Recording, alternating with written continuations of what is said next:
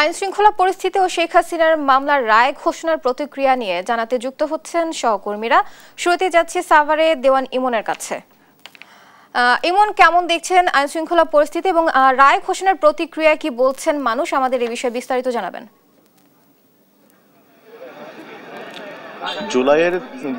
24শে জুলাই আগস্টের মানবতার যে মামলাটি আজকে রায় হয়েছে, এই রায়ে শেখ হাসিনার যে হত্যার যেই রায়টি দিয়েছেন, মৃত্যুদণ্ডের যে রায়টি দিয়েছেন, সেই রায়ে কিন্তু সন্তোষ প্রকাশ করেছেন সাভারের মানুষজন। বিশেষ করে এই জুলাই আগস্টে দেখেছি যে এখানে কিন্তু মেছাকার চলেছে এবং 70-এর অধিক কিন্তু এই সাভার উপজেলাতে কিন্তু শহীদ হয়েছেন। সেই শহীদদের পরিবারের সাথে আমরা কথা বলেছিলাম, তারা কিন্তু এই রায়ে কিন্তু তারা সন্তোষ প্রকাশ করেছেন। পাশাপাশি কিন্তু এখানে যারা সাধারণ মানুষ রয়েছেন তাদের সাথে আমরা কথা বলেছি, তারা যেমনটি আমাদেরকে বলেছেন যে এই রায়ের মধ্যে দেখে দৃষ্টান্ত হয়ে থাকবে যেন আর কোনো সরকার তারা স্বৈরাচার হয়ে উঠতে না পারে এবং এটি তার একটি দৃষ্টান্ত হয়ে থাকবে। আমরা এই মুহূর্তে রয়েছি জাহাঙ্গীরনগর বিশ্ববিদ্যালয়। এখানে দেখতে পাচ্ছি যে জাহাঙ্গীরনগর বিশ্ববিদ্যালয়ে যারা জুলাই আগস্টে যে সমস্ত শিক্ষার্থীরা আন্দোলনে অংশ নিয়েছিলেন, সেই সমস্ত শিক্ষার্থীদের মধ্যে কিন্তু এই রায় প্রকাশের পর থেকে এক ধরনের উচ্ছ্বাস বিরাজ করছে এবং তারা এখানে প্রস্তুতি নিচ্ছেন কিছুক্ষণের মধ্যেই শেখ হাসিনার পুষ্পতলিকা দাহ করবেন এবং মিষ্টি বিতরণ করতে কিন্তু আমরা এখানে দেখেছি। আমরা এখানে দেখতে পাচ্ছি যে জাকসুর জিএস রয়েছেন, তার সাথে আমরা একটু কথা বলার চেষ্টা করবো যে এই রায়ে তারা সন্তুষ্ট কিনা। আপনার সাথে একটু কথা বলতে চাই, এই যে আজকে যে রায়টি হলো মানবতা বিরোধী মামলায়, সেই রায়ে আপনারা কতটুকু সন্তুষ্ট বা আপনাদের কোনো দাবি আছে কিনা বা কোনো আক্ষেপ আছে কিনা?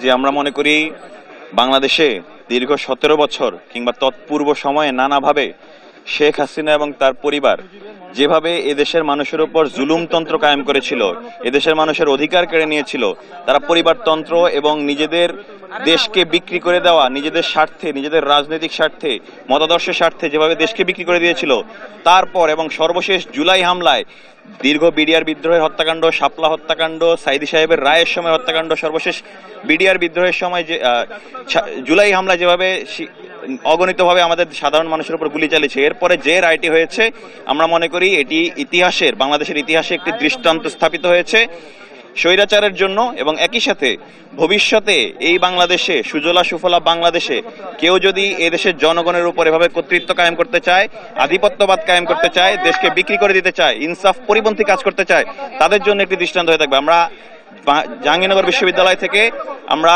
এই বার্তা দিতে চাই, অবিলম্বে খুনি হাসিনার যে রায় দেওয়া হয়েছে সেই রায়টি যেন বাস্তবায়িত হয় এবং একই সাথে বাকি যারা রয়েছে এই হামলায় জড়িত তাদেরকেও যেন শাস্তির আওতায় অতি দ্রুত কার্যকর করা হয়।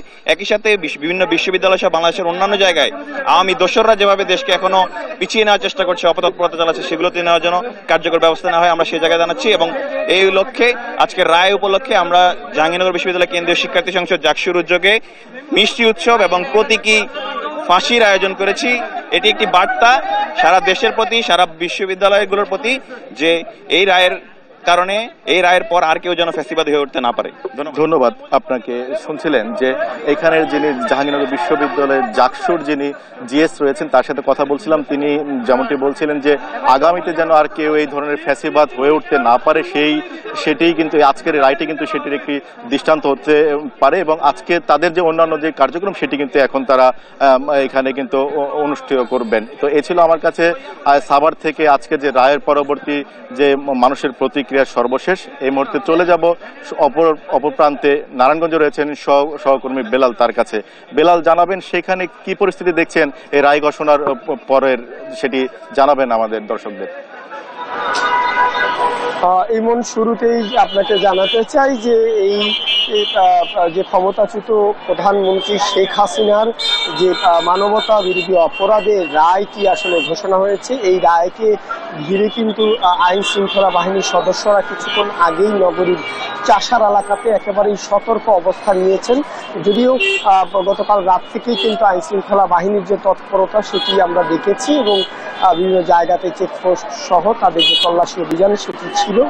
বিশেষ করে কিছুক্ষণ আগেই কিন্তু নগরীর যে মূল চাষারা চত্বর, এখানে কিন্তু বিপুল সংখ্যক পুলিশ সদস্য তারা কিন্তু এখানে অবস্থান নিয়েছেন। একটু দেখাতে চাই যে পুলিশ সদস্যরা এখানে 3টি পয়েন্টে আসলে তারা অবস্থান নিয়েছেন, যাতে করে কোথাও কোনো ধরনের অপ্রীতিকর ঘটনা না ঘটে, সেই জন্যই মূলত তারা এখানে অবস্থান নিয়েছেন। এমনটাই কিন্তু জেলা পুলিশের মুখপাত্র তারেক আল মেহেদী আমাদেরকে জানিয়েছেন।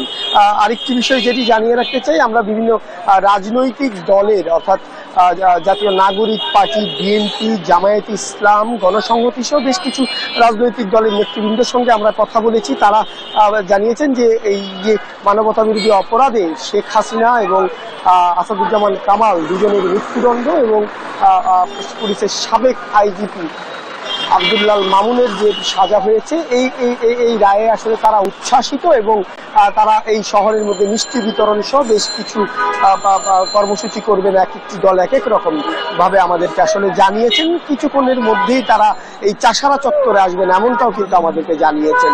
আমরা তাদের কাছ থেকে জানতে চেয়েছি যে এই রায়কে ঘিরে আসলে তাদের যে মতামত। তারা বলছেন যে জুলাই গণঅভ্যুত্থানে যারা শহীদ হয়েছেন তাদের পরিবার এবং পরিজন সহ এই জুলাই আন্দোলনে শহীদ সহ সকলের যে কাঙ্ক্ষিত রায় সেটি মাইল ফলক হয়েছে এমনটাই কিন্তু তারা আমাদেরকে জানিয়েছেন। বলা যায় যে নারায়ণগঞ্জের যারা রাজনৈতিক নেতৃবৃন্দ থেকে শুরু করে সাধারণ মানুষ এবং জুলাই গণঅভ্যুত্থানে যারা শহীদ হয়েছেন পরিবার সকলেই উচ্ছ্বাসিত এবং সব মিলিয়ে পুরো জেলাতে আইন শৃঙ্খলা পরিস্থিতি কিন্তু এখন পুরোপুরি আসলে স্বাভাবিক আছে এবং আইন শৃঙ্খলা বাহিনী সতর্ক অবস্থায় আছে। এ হচ্ছে আমার কাছে নারায়ণগঞ্জ থেকে সবশেষ ফেসবুক স্টুডিওতে বুবলি। ইমন এবং বিল্লাল, আপনাদের ধন্যবাদ। আইন শৃঙ্খলা পরিস্থিতি ও শেখ হাসিনার মামলার রায় ঘোষণার প্রতিক্রিয়া নিয়ে আরো জানাতে যুক্ত হচ্ছেন সহকর্মীরা। শুরুতেই যাচ্ছি ময়মনসিংহে ইলিয়াস আহমেদের কাছে। ইলিয়াস, কেমন দেখছেন আইন শৃঙ্খলা পরিস্থিতি এবং রায় ঘোষণার প্রতিক্রিয়া কি বলছেন মানুষ, আমাদের জানাবেন। শেখ হাসিনার রায়ের পর আমরা দেখেছি ময়মনসিংহ নগরীতে বিএনপি সহযোগী সংগঠন এবং জামায়াতের ইসলামের নেতৃবৃন্দ যারা আছেন তারা কিন্তু খন্ড খন্ড মিছিল করছেন। আমি এখন রয়েছি নগরীর টাউন হল মোড়ে কিন্তু রয়েছি। এখানে বিএনপি এবং সহযোগী সংগঠনের নেতৃবৃন্দরা তারা কিন্তু জড়ো হচ্ছেন, অর্থাৎ তারা জড়ো হয়ে একটি মিছিল অর্থাৎ আনন্দ মিছিল করবেন। সেই মিছিলটি কিন্তু ময়মনসিংহ নগরীর প্রধান প্রধান সড়ক প্রদক্ষিণ করবে। সেই বিষয়টি আমাদেরকে এখান থেকে নেতৃবৃন্দরা সেটি জানিয়েছেন। এর আগেও আমরা দেখেছি ময়মনসিংহ দক্ষিণ জেলা বিএনপির সদস্য সচিব রুকনুজ্জামান সরকারের নেতৃত্বে কিন্তু একটি আনন্দ মিছিল এবং সমাবেশ অনুষ্ঠিত হয়েছে। আমরা যদি একটু জানতে চাই মিছিল কখন শুরু হবে, অর্থাৎ এই রায়কে ঘিরে আসলে আপনারা এই বিষয়টিকে কিভাবে দেখছেন? আমরা আজ অত্যন্ত খুশি। ফাঁসির রায় কার্যকর হয়েছে। এই ফ্যাসিস্ট হাসিনার ফাঁসির রায় কার্যকর হওয়ার জন্য এই 17টি বছর অপেক্ষা করছিলাম। এই হাসিনা এই দেশটাকে জ্বালিয়ে পুড়িয়ে ছারখার করে দিয়েছে, মানুষ হত্যা করে গুম করে মানুষকে ড্রেনের নিচে পুঁতে রেখেছে। আজকে আমাদের সেই ফাঁসির রায় হয়েছে, আমরা অত্যন্ত খুশি। আমরা ময়মনসিংহবাসী আজকে জাহিদ ভাইয়ের জন্য একটা শোডাউন করতে যাচ্ছি এবং আমরা খুব খুশি মনে হাসি মনে শোডাউন করব সবাইকে নিয়ে। এবং আপনাদেরকে সবাইকে ধন্যবাদ ফাঁসির রায় কার্য হওয়ার জন্য। আমার ব্যক্তিগত পক্ষ থেকে ধন্যবাদ, ময়মনসিংহ দক্ষিণ জেলা স্বেচ্ছাসেবক দলের পক্ষ থেকে ধন্যবাদ।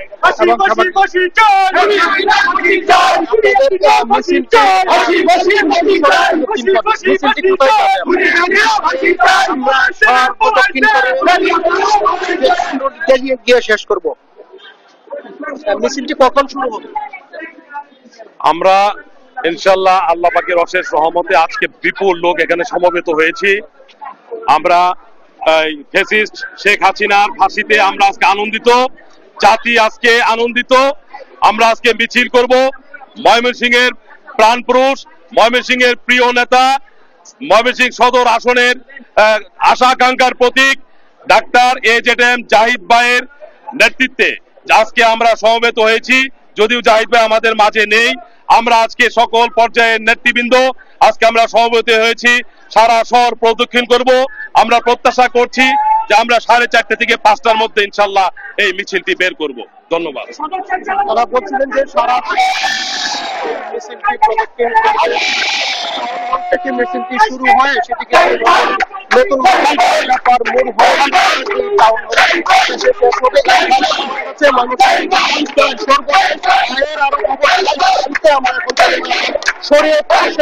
যুক্ত হবেন আমাদের সহকর্মী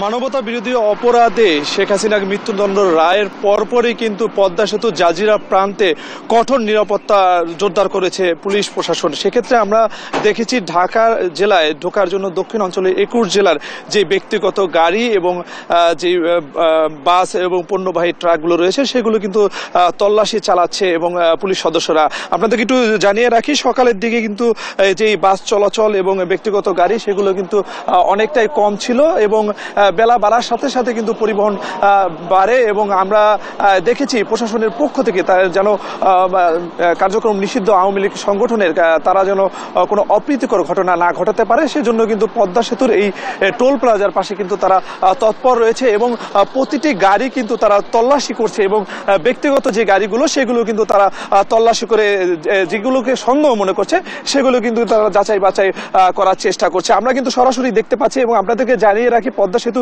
কর্তৃপক্ষ থেকে আমরা যতটুকু জানতে পেরেছি তারা যেটি বলেছেন নিয়মিত যেই এই পদ্মা সেতু হয়ে দক্ষিণ অঞ্চলের সাথে ঢাকার যে সংযুক্ত হয়ে থাকে সেটি কিন্তু তুলনামূলক আজকে কিছুটা কম রয়েছে। আমরা কিন্তু দেখতে পাচ্ছি পুলিশ সদস্যরা এখানে ব্যক্তিগত যে গাড়ি রয়েছে সেই গাড়ির মধ্যে কি ধরনের জিনিসগুলো রয়েছে, বিস্ফোরক কোনো কিছু রয়েছে কিনা সেগুলো যাচাই বাছাই করছে এবং এই জায়গা দিয়ে কিন্তু তারা চিরুনি অভিযান যেটি চালানো সেটি কিন্তু তারা চালাচ্ছে এবং এই জায়গাটিতে তারা কিন্তু সকাল ভোর 4টা নাগাদ থেকে কিন্তু তারা এই জায়গাটিতে অবস্থান নিয়েছে এবং দক্ষিণ অঞ্চলের যেই 21টি জেলা রয়েছে বিশেষ করে শরীয়তপুর, মাদারীপুর, গোপালগঞ্জ, ফরিদপুর যেহেতু আওয়ামী লীগের অধ্যুষিত এলাকা, এই রায়ের পরবর্তীতে সহিংসতা ঘটাতে পারে বলে পুলিশ শঙ্কায় রয়েছিল। এ কারণে কিন্তু এখানে অতিরিক্ত পুলিশ, সেনাবাহিনী ও র্যাবের সদস্যরা গতকাল রাত থেকে তারা টহলে অভিযান রয়েছে এবং এই রায়ের পরবর্তীতে তারা কিন্তু বিশেষ অভিযান চালাচ্ছে এবং এই জায়গাটিতে তারা যেভাবে তৎপরতা চালাচ্ছে এটি কিন্তু আসলে